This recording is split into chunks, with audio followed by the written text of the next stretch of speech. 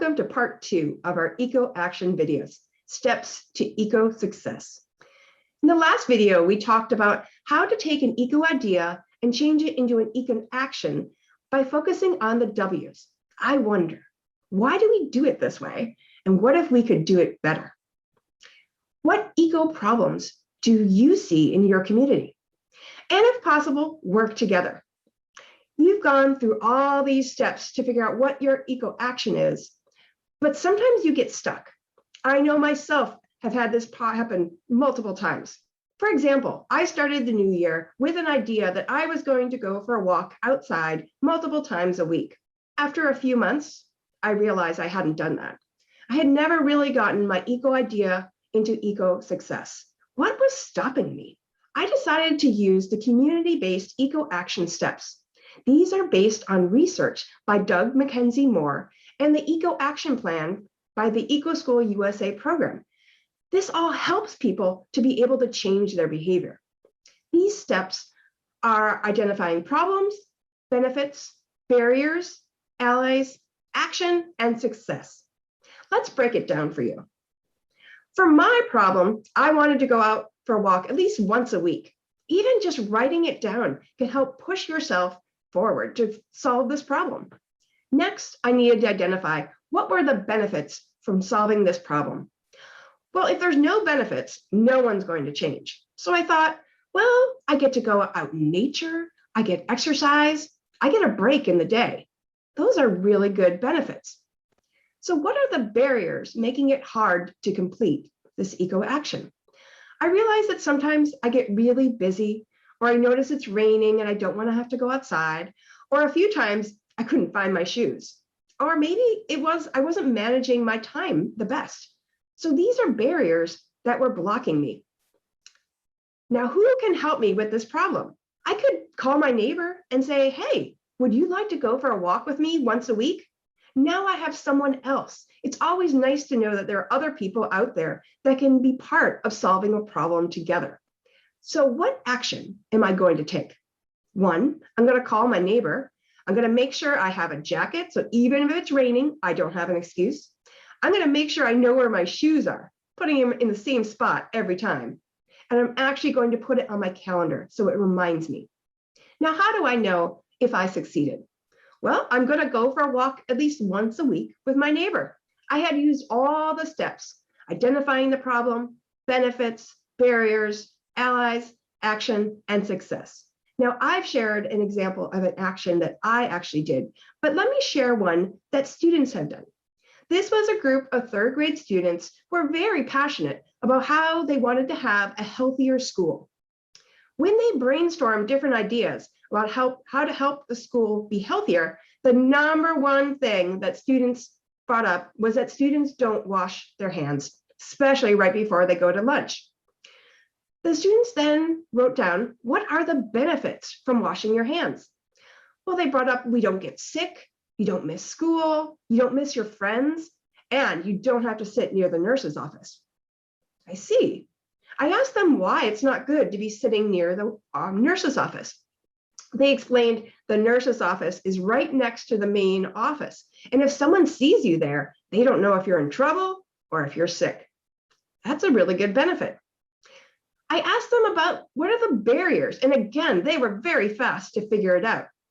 They said, well, maybe some of the students were never taught how to wash their hands, or they're too lazy or busy, or maybe the sinks are broken. What? I didn't know this. They said, yes, sometimes there are broken sinks, but they didn't know who to tell. That's a big barrier. They also said sometimes there's no soap, or there's soap, but the soap machine doesn't work. We have these barriers and we need to figure out who else can help. They don't have to do this alone. So they said, well, I know the principal could help us, the custodian, their friends, teachers, people in the front office. All these people can be their allies. So then they came up with what actions they wanted to take. They completed a bathroom audit, which is when they went through every bathroom in the school and wrote down, are there any broken sinks, leaking sinks, or maybe the soap machine wasn't working. With their bathroom research, they created a process that will help them be able to tell the front office when soap is out, or tell the custodian when things are broken. Then they thought, we need to teach the students the right way to wash your hands. I said, who should be the main person in that video? Should it be the nurse? Should it be a teacher? And they said, no, it should be us. Students learn best from other students. So they went and they created a little video. I can show it to you right now.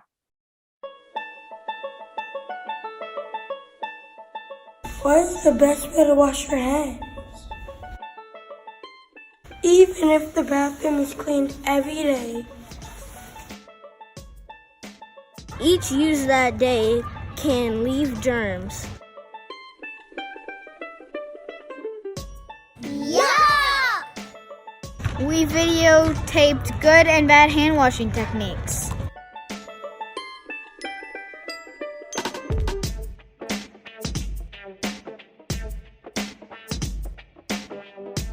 Yeah!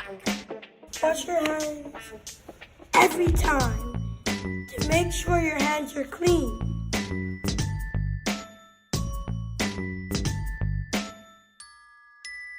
Yeah! Make sure to use soap.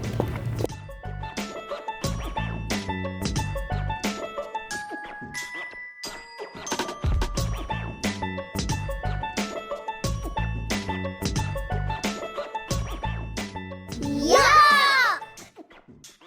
Touching the handle may pick up germs on your washed hands.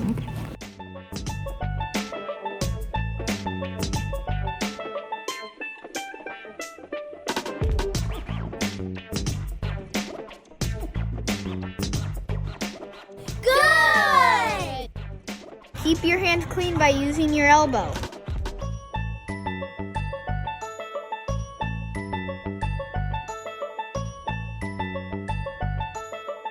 Yeah! Not enough time washing with soap.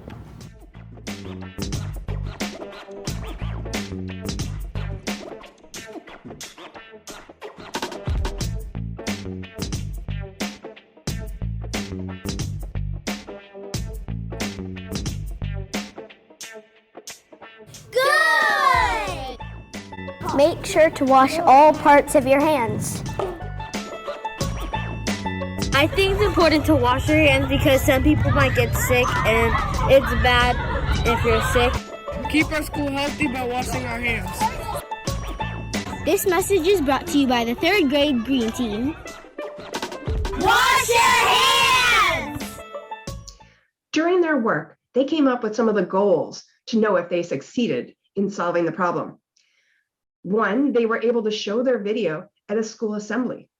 They went back and did another bathroom audit and noticed the sinks were fixed, soap was available, and their biggest success, they saw their own friends using their elbow to turn on the water.